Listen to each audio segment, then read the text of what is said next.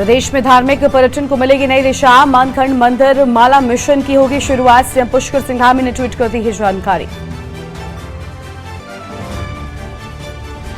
देवभूमि में पीएम मोदी और सीएम योगी की रैली से होगा भाजपा का चुनावी आगाज। कार्यक्रमों पर रखी है मोहर।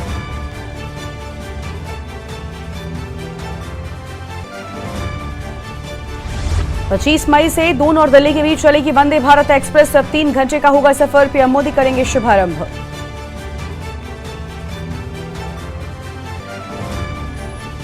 आपातकाल पर डॉक्यूमेंट्री बना रही भाजपा 25 जून को देश भर में दिखाएगी। तरुण चुग ने बताई रणनीति।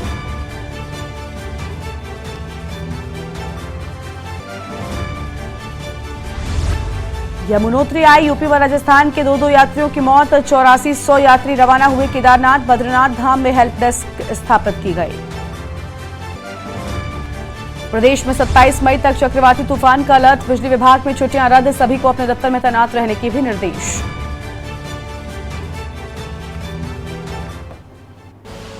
आप देख रहे हैं के न्यूज, खबरों का सारथी।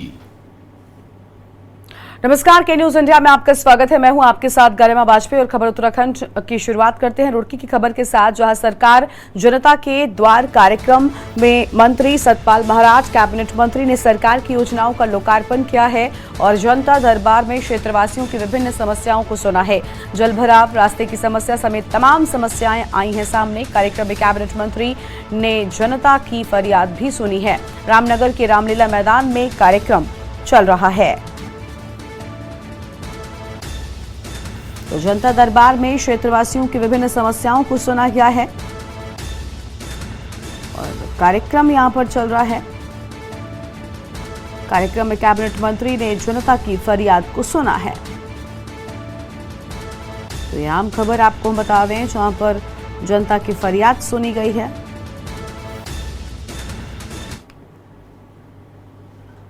और आगे बढ़ते हैं खबरों की ओर। अगली खबर आपको बताते हैं, जहां हरिद्वार जिले में सोशल मीडिया पर हो रही हथियारों की नुमाइश। हरिद्वार पुलिस के लगातार कार्रवाई करने के बाद भी नुमाइश करने वाले अपनी हरकतों से बाज नहीं आ रहे हैं और ये तस्वीरें आपको हम दिखा रहे हैं, जहां पर सोशल मीडिया पर हथियारों की नुमाइश हो रही है। आप देखिए किस कदर यहाँ पर सोशल मीडिया पर इन्हें दिखाया जा रहा है और ये तस्वीरें आपकी टीवी स्क्रीन पर हैं, जहाँ सोशल मीडिया पर हथियारों की नुमाइश करते ये वीडियो सामने आया है। और हरिद्वार पुलिस ने अब ऐसे लोगों की शिनाख्त करना शुरू कर दिया है। सोशल मीडिया पर हथियारों की नुमाइश किस कदर की जा रही है, ये आप देख सकते हैं।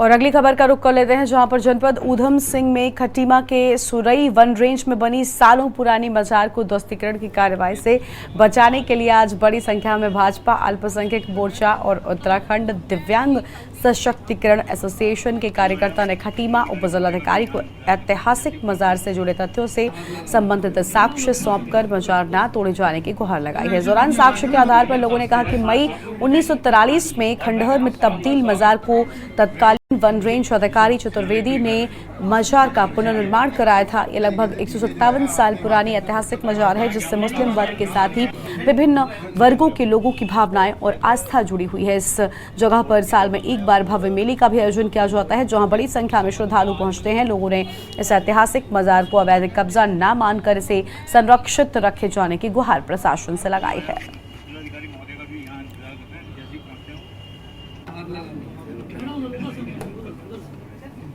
मजार के लोग मेरे पास आए थे, उनका कहना है कि जो सुरई रेंज में एक मजार बनी हुई है वो काफ़ी पुरानी है, लगभग 157 वर्ष पुरानी हजरत नजू मियाँ की मजार है।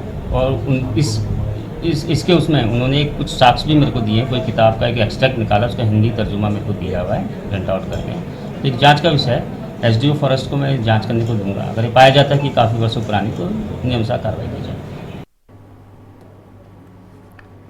लक्सर क्षेत्र में अवैध खनन पर रोक के बावजूद अपनी चरम सीमा पर है। खनन माफिया रात के अंधेरे में जेसीबी से खनन के खेल को अंजाम देते हुए गंगा का सीना चीर रहे हैं, जिससे सरकार को लाखों के राजस्व का नुकसान हो रहा है। माफिया खनन क्षेत्र में अपने फील्डरों से रेकी करवाते हैं, जिससे वो खनन के खेल को प्रशासन की नाक के नीचे अंजाम दे सके और पुलिस प्रशासन की कार्रवाई से बचा जा सके।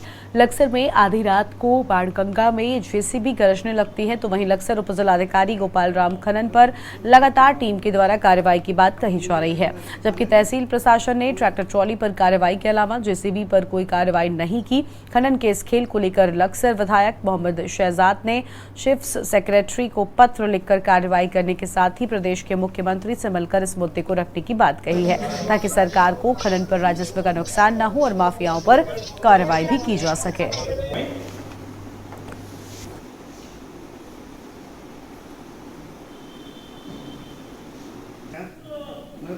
थक चुका हूँ बोला, अब मुझे क्या करना है, थाने में कौन। रात मेरे पास भी काफ़ी फ़ोन आए हैं और वीडियो भी कुछ लोगों ने भेजी है खनन करते हुए। मैं जल्दी ही चीफ सेक्रेटरी को चिट्ठी लिखूंगा और सीएम साहब से बात करूंगा इस विषय में। खनन हो लेकिन जेन्युइन हो। जो ये माफियावाद का खनन है ये क्षेत्र के लिए घातक है और मैं पहले भी इसके खिलाफ था और आज भी इसके खिलाफ। लगातार हमारी टीम काम कर रही है, लेकिन खनन की जो अवैध खनन की शिकायतें प्राप्त हो रहे हैं उस पर हम लोग काम कर रहे हैं और लगातार वाहनों को पकड़ भी रहे हैं और आगे भी इस तरह की कार्रवाई जारी रखी जाएगी और इसको सख्ती से निपटा जाएगा। उत्तर प्रदेश के सहारनपुर जिला स्थित गागलहेड़ी थाना क्षेत्र के मल्लीगांव निवासी 18 वर्षीय उवेश बीती 14 मई से लापता था, जिसकी तलाश में पुलिस और परिजन जुटे हुए थे।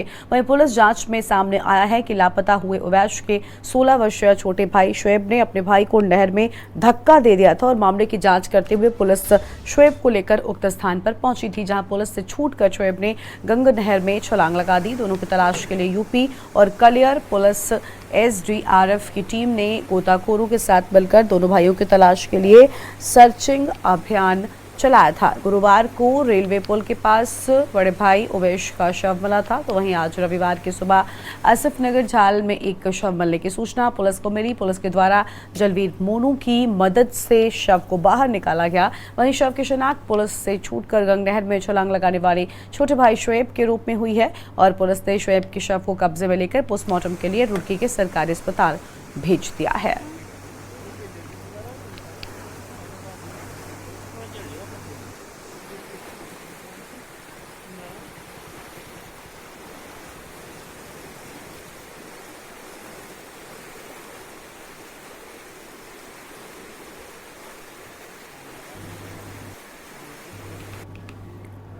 और 25 मई से 27 मई तक उत्तराखंड में होने जा रहे G20 सम्मेलन को लेकर प्रदेश शासन के दिशा निर्देशों के बाद प्रशासन द्वारा जॉलीग्रांट एयरपोर्ट, रानी पोखरी और ऋषिकेश में चल रहे साज सज्जा और सौंदर्यीकरण के कामों का निरीक्षण कर अधिकारियों को जल्द से जल्द सभी काम पूरे करने के निर्देश कैबिनेट मंत्री प्रेमचंद अग्रवाल ने दिए हैं। कैबिनेट मंत्री प्रेमचंद अग्रवाल आज तमाम अधिकारियों के साथ G20 सम्मेलन की तैयारियों का निरीक्षण करने जॉलीग्रांट एयरपोर्ट पर पहुंचे। सीडीओ झरना कामठान और MDDA उपाध्यक्ष और सूचना आयुक्त बंशीधर तिवारी के नेतृत्व में तमाम अधिकारियों से कैबिनेट मंत्री ने विस्तृत जानकारी ली है और सभी कामों को पूरा करने के लिए भी कहा गया है।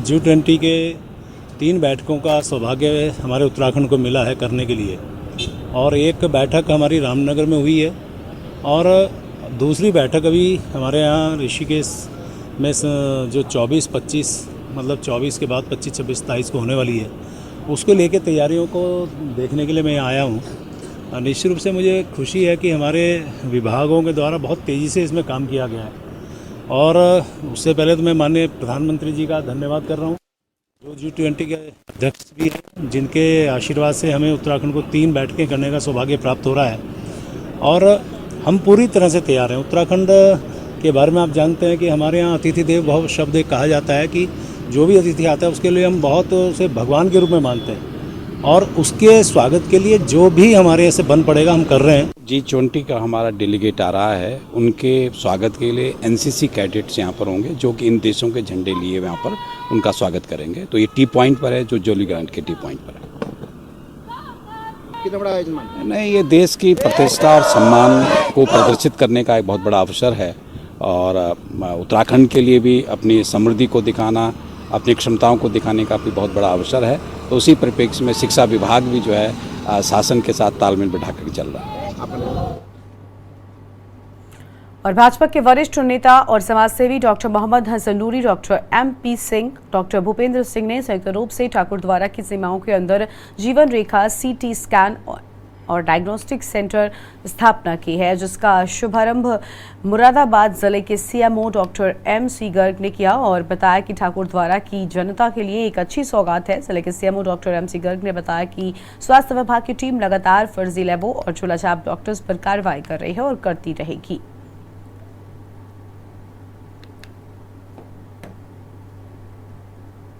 ठाकुर द्वारा में डायग्नोस्टिक सुविधाओं की कुछ कमी अवश्य चल रही थी।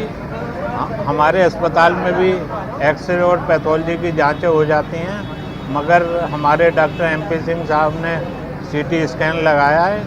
इससे ठाकुर द्वारा की जनता को काफ़ी लाभ होगा। हाँ, आप सही कह रहे हैं, लगातार कार्रवाई जारी है। NH 534 पर शनिवार को दुगड्ढा फतेहपुर के बीच एक तेज रफ्तार अनियंत्रित ट्रक खाई में गिर गया, जिसमें उसका चालक गंभीर रूप से घायल हो गया है। मिली जानकारी के अनुसार दुगड्ढा बैरियर पर एक व्यक्ति के द्वारा दुगड्ढा से लगभग 2 किलोमीटर आगे पौड़ी रोड पर एक ट्रक के गहरी खाई में गिरने की सूचना पुलिस को दी गई, जिस पर दुगड्ढा चौकी प्रभारी द्वारा मैं पुलिस टीम के राहत और बचाव उपकरणों के साथ मौके पर पहुंचकर त्वरित कार्रवाई करते हुए स्थानीय लोगों की सहायता से दुर्घटनाग्रस्त ट्रक में गंभीर रूप से घायल ट्रक चालक को गहरी खाई से सकुशल रेस्क्यू कर उपचार हेतु 108 के माध्यम से कोटद्वार अस्पताल में भर्ती कराया गया, जहां उसका उपचार चल रहा है।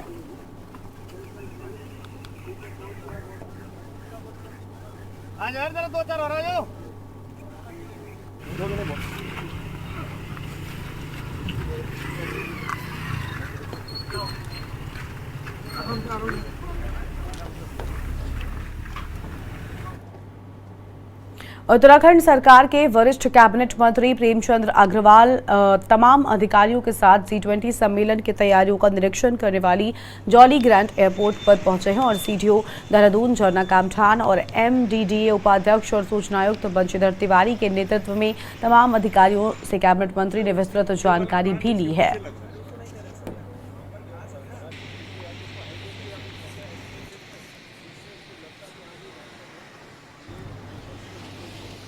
नहीं, ये देश की प्रतिष्ठा और सम्मान को प्रदर्शित करने का एक बहुत बड़ा अवसर है और उत्तराखंड के लिए भी अपनी समृद्धि को दिखाना, अपनी क्षमताओं को दिखाने का भी बहुत बड़ा अवसर है। तो उसी परिप्रेक्ष्य में शिक्षा विभाग भी जो है शासन के साथ तालमेल बैठा कर चल रहा है। इस प्रकार से G20 के 3 बैठकों का सौभाग्य हमारे उत्तराखंड को मिला है करने के लिए, और एक बैठक हमारी रामनगर में हुई है और दूसरी बैठक अभी हमारे यहाँ ऋषिकेश में जो 24-25 मतलब 24 के बाद 25-26-27 को होने वाली है, उसको लेके तैयारियों को देखने के लिए मैं आया हूँ। निश्चित रूप से मुझे खुशी है कि हमारे विभागों के द्वारा बहुत तेज़ी से इसमें काम किया गया है और उससे पहले तो मैं माननीय प्रधानमंत्री जी का धन्यवाद कर रहा हूँ, जो G20 के अध्यक्ष भी हैं, जिनके आशीर्वाद से हमें उत्तराखंड को 3 बैठकें करने का सौभाग्य प्राप्त हो रहा है और पूरी तरह से तैयार हैं। उत्तराखंड के बारे में आप जानते हैं कि हमारे यहाँ अतिथि देव भव शब्द एक कहा जाता है कि जो भी अतिथि आता है उसके लिए हम बहुत उसे भगवान के रूप में मानते हैं। और एक छोटे से ब्रेक के लिए यहाँ पर रुकते हैं, चल लौटेंगे।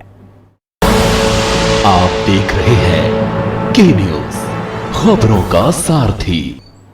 ब्रेक के बाद आप सभी का स्वागत है। धर्मनगरी में पुलिस गौतस्कर बदमाशों पर लगातार कार्रवाई कर रही है। देर रात गौतस्करों और पुलिस में मुठभेड़ हो गई। हरिद्वार पथरी क्षेत्र के कासमपुर बुढ़हेड़ी गांव में पुलिस को सूचना मिली कि कुछ बदमाश खेतों में गौकशी कर रहे हैं, तो वहीं मौके पर पहुंची पुलिस टीम पर बदमाशों के द्वारा फायरिंग की गई। वहीं जवाबी फायरिंग में पुलिस ने एक बदमाश को घायल कर दिया और साथ ही उसके साथी मौके से फरार हो गए। फरार बदमाशों की तलाश में पूरे जिले में सघन चेकिंग अभियान चलाया जा रहा है और घायल बदमाश को जिला अस्पताल में भर्ती कराया गया है, जहां से उसे रुड़की अस्पताल रेफर कर दिया गया, जिसके विभिन्न थानों में गौकशी और पुलिस के साथ मारपीट के कई मुकदमे भी दर्ज हैं।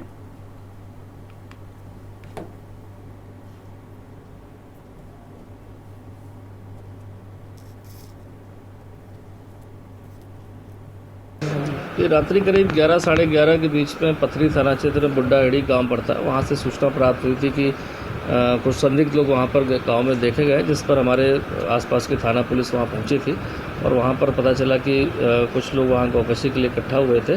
तो जब पुलिस ने उनकी घेराबंदी करी तो वहाँ पर उनको पकड़ने के दौरान उसमें से एक फायर किया गया। जवाबी फायरिंग में भी एक जो उसमें बदमाश था उसको गोली लगी। इसका नाम बाद में पता चला जब्बार है। इसके पूर्व में भी गौकशी के काफ़ी मुकदमे हैं और पुलिस के साथ मारपीट और उसके भी मुकदमे दर्ज है। बाकी अभी भी जानकारी की जा रही है। इसके साथ भी कुछ लोग बताए गए थे जो फरार है, जिसके लिए हमारी खानपुर और आसपास लक्सर की पुलिस टीम कॉम्बिंग में अधिकारियों के साथ लगी हुई है। देवभूमि उत्तराखंड में सरकार द्वारा 2000 रुपए के नोट को बंद किए जाने के फैसले पर सियासत शुरू हो गई है। एक तरफ जहां भाजपा इस फैसले को ऐतिहासिक बताते हुए इसे देश हित में बता रही है, तो वहीं दूसरी ओर विपक्षी दलों का कहना है कि सरकार का ये फैसला आम आदमी की कमर तोड़ने वाला है। विपक्ष ने नोट बदलवाने के लिए आरबीआई द्वारा लगाई गई लिमिट को भी आम आदमी के खिलाफ बताया है। तो वहीं उत्तराखंड भाजपा के प्रदेश अध्यक्ष महेंद्र भट्ट का तर्क है कि प्रधानमंत्री मोदी के पास एक ऐसा चश्मा है जिससे वो देख रहे हैं कि कुछ लोग ब्लैक मनी को जमा कर रहे हैं। इसको देखते हुए प्रधानमंत्री ने यह बड़ा फैसला किया है।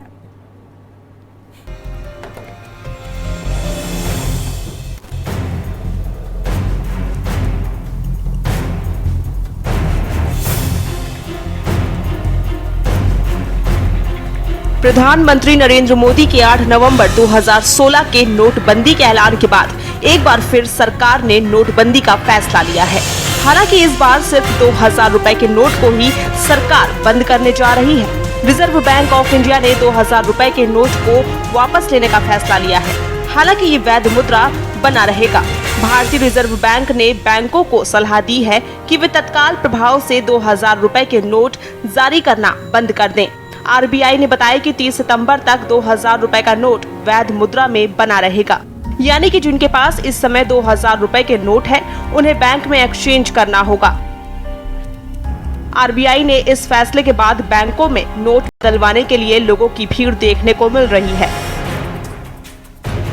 आम आदमी की सरकार के इस फैसले पर मिलीजुली राय आ रही है।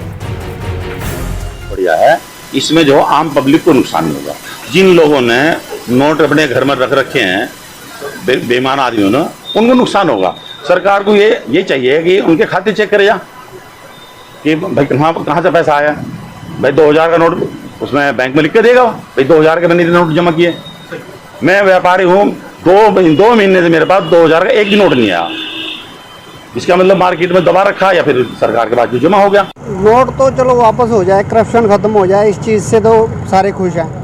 लेकिन आम आदमी को दिक्कत ना हो, किसी चीज़ की परेशानी ना हो, जैसे पहले हुई थी। पहले नोटबंदी हुई थी, परेशानी बहुत हुई थी, इसलिए किसी को परेशानी नहीं होनी चाहिए।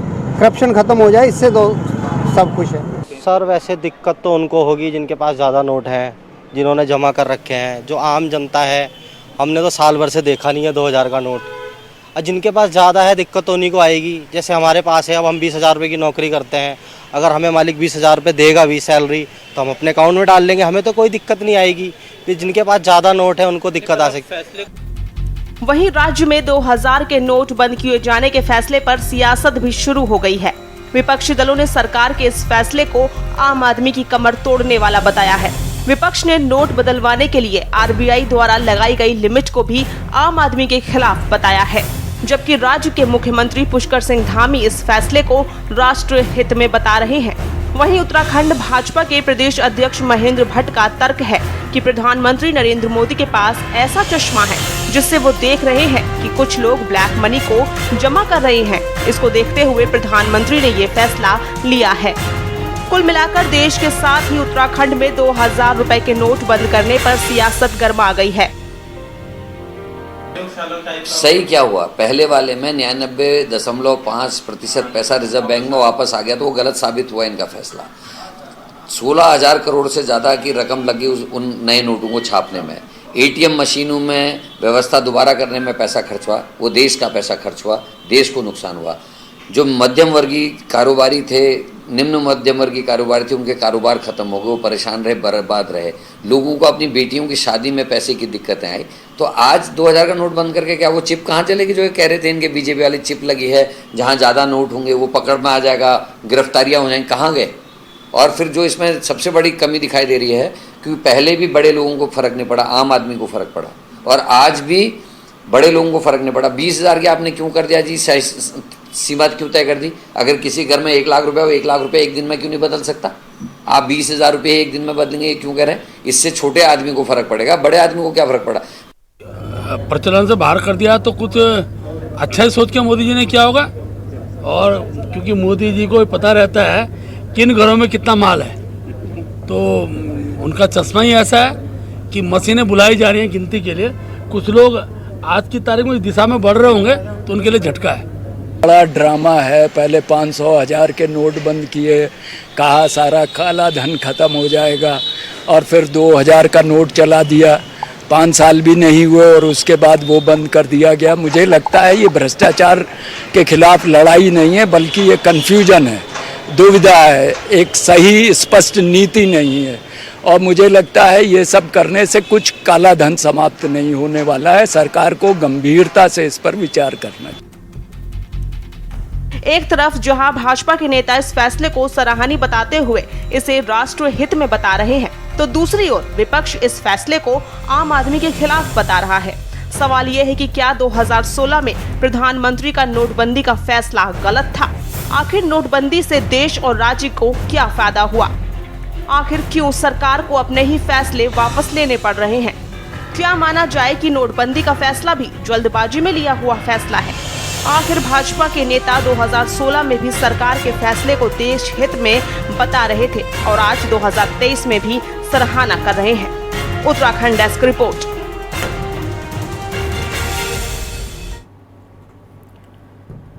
और इस बुलेटिन में फिलहाल इतना ही। आप देखते रहिए के न्यूज़ इंडिया। नमस्कार।